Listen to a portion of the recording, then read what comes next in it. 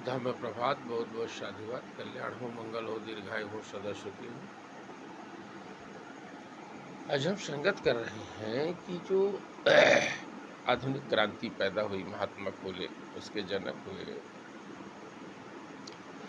तो अन्याय, अत्याचार, दमन, शोषण, कुरीति, कुप्रथा, रीति रिवाज, दमन, शोषण, है ना, और अन्याय, अत्याचार, हाकमारी और धार्मिक गुलामी जो मेंटल रूप से हम पर है, उसका उन्होंने पर्दाफाश किया। सारे महापुरुषों ने पर्दाफाश किया। परिणाम हुआ कि हमारे अंदर बगावती तेवर पैदा हुआ। उस रहस्य को हम जान गए, लेकिन हमारे अंदर जो बुद्धा ने बुद्ध, धम्म और संघा त्रिशरण का मार्ग दिया है, हम उसको नहीं अपना पाए। इस कारण हम अलग अलग टर मेढक की तरह टर्रा रहे हैं। परिणाम ये है कि जो शिकारी है, जो हमको गुलाम बनाए रखना चाहता है, जो हम पर अन्याय, अत्याचार, शोषण, दमन, हकमारी, डाकामारी ये सब कर रहा है, वह सफल हो जाता है और आप असफल हो जाते हैं। इसका कारण क्या है? इसका कारण ये है कि हम मानसिक रूप से अभी भी गुलाम हैं। हम पढ़ लिख करके भी शिक्षा से दूर है, संस्कृति से दूर है, सत्य और न्याय से दूर है, संघ से दूर है,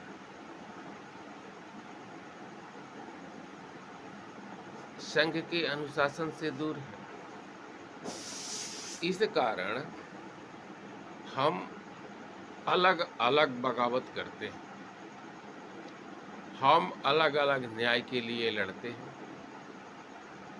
परिणाम ये है कि जो सामने वाला है, जो लंबे समय से तुमको गुलाम बना के रखा है, जो लंबे समय से तुमको पशुवत जीवन जीने के लिए मजबूर कर रखा है, जो लंबे समय से तुमको हक और अधिकार से वंचित कर रखा है, शिक्षा, सत्ता, सम्मान से वंचित कर रखा है, वह अपने मकसद में कामयाब हो जाता है और तुम बहुत सारी संख्या होने के बाद भी कामयाब नहीं हो पाते,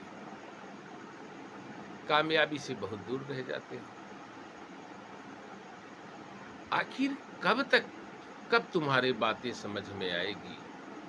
कब तुम संघ के अनुशासन का पालन करोगे, संघा में संगत करोगे, संघ के प्रति त्याग और समर्पण रखोगे?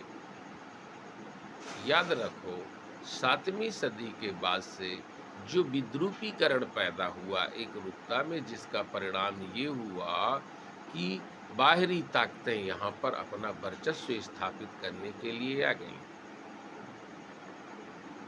और उन लोगों ने तुम्हारी ऐतिहासिक विरासत को, तुम्हारी अखंड विरासत को, अक्षुण्ण विरासत को तहस-नहस कर दिया। तुम्हारे आगे तुम जानते हो कि साकेत धाम में काल्पनिक राम का मंदिर बना दिया गया। कुछ नहीं कर पा रहे। तुम जान रहे हो कि अखंड भारत के वर्तमान में 24 राष्ट्र बन गए हैं। कुछ नहीं कर पा रहे। तुम जानते हो कि सभी के सभी बुद्ध की हेरिटेज को, बुद्धा साइड को, बुद्धा विरासत को हिंदू मंदिर बता दिया जाता है। हिंदू देवी देवता बना करके और ब्राह्मणों ने कब्जा कर रखा है। और तुम चुप हो, कुछ नहीं कर पा रहे। वर्तमान समय में भारत में कार्यपालिका, न्यायपालिका, व्यवस्थापिका, मीडिया तथा प्रत्येक जगत में ब्राह्मण का कब्जा है। प्रशासनिक मशीनरी से ब्राह्मण अन्याय, अत्याचार, दमन, शोषण कर रहा है और तुम जान रहे हो। इसके बाद भी कुछ नहीं कर पा रहे हैं। ऐसी परिस्थितियां क्यों हैं? उसका कारण है कि हम संगत नहीं करते, हम में कम्युनिकेशन नहीं है, हमारा संघ का नेतृत्व नहीं है, संघ के प्रति हम वफादार नहीं हैं, समाज के हम प्रति वफादार नहीं हैं, लोगों के प्रति हम वफादार नहीं हैं। हम मौका लगता है कि सामने वाले का हम ही रख लें, उसको मौका लगता है, उसको लगता है कि सामने वाले का हम ही रख लें। परिणाम ये है कि जो इस चीज को चाहता है वह एक की मदद कर देता है और दूसरे को दबोच लेता है। ये लंबे समय से चल रहा है और आप नहीं समझ पा रहे हो। आप अभी जाति की भूल भुलैया में घूम रहे हो,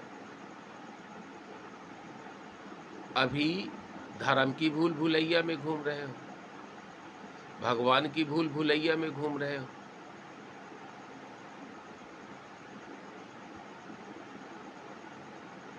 अगर तुम्हारे किसी भी तरह से रोटी खाने की व्यवस्था हो गई तो तुम दूसरे भाई को घूरते हो, दूसरे के साथ बैठना नहीं चाहते हो, दूसरे को अपना स्टेटस मेंटेन करके दिखा रहे हो, दूसरे को हीनता दिखाने में, नीचता दिखाने में और उसका अपमान करने में कोई कसर नहीं छोड़ते। कैसे बात बनेगी? और जिन लोगों को आपको अलग अलग करने में जिनका मकसद हासिल होता है वह तो करेंगे ही करेंगे। आज हिंदू मुस्लिम कर रहे हैं, सारी बुद्धिस्टों की प्रॉपर्टियों को हड़प रहे हैं, ब्राह्मण मुसलमान मिलकर के पूरी प्रॉपर्टियों को, बुद्धिस्ट साइटों को हड़प लिया, सब कुछ बना लिया।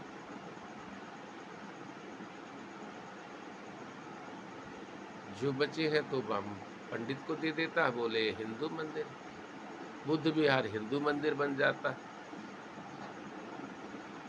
सारे के सारे इतिहास के हिस्टोरिकल एविडेंस चिल्ला चिल्ला कर कह रहे हैं कि जितने भी स्थान हैं, चाहे सोमनाथ हो, चाहे बद्रीनाथ हो, चाहे केदारनाथ हो, चाहे तिरुपति बालाजी हो, चाहे द्वारकापुरी हो, जगन्नाथपुरी हो, सब जगह बुद्ध के विहार हैं। अब ब्राह्मणों ने विद्रूपीकरण करके कब्जा कर लिया, लेकिन तुम कुछ नहीं उखाड़ पा रहे हो।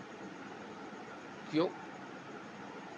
क्योंकि तुम्हारे अंदर अभी भी संघ के प्रति समर्पण नहीं है, तुम्हारे अभी भी बुद्ध धर्म के प्रति समर्पण और त्याग नहीं है। तुम दिखावा करके, लोगों को गुमराह करके, लोगों को साथ में लेकर करके तात्कालिक लाभ तो चाहते हो, लेकिन जो तुम्हारी पीढ़ियों को मिलने वाला है, पूरे समाज को मिलने वाला है, पूरे राष्ट्र को मिलने वाला है, पूरे के पूरे पशु पक्षी, जल जंगल जमीन, पूरी की पूरी प्रकृति को मिलने वाला है, यह तुम्हें दिखाई नहीं देता है। और यही तुम्हारा जो है आँखों का अंधापन, अंतर्मन का अंधापन तुम्हारे दुर्दशा का कारण है। बहुत बहुत साधुवाद। मैं चाहता हूँ कि पुनः सम्राट अशोक द ग्रेट का भारत हो, बुद्धा का भारत हो, बाबा साहब का भारत हो, पुनः वह स्वर्णिम भारत हो, समृद्ध भारत हो और इतिहास दोहराया जाए। बहुत बहुत साधुवाद।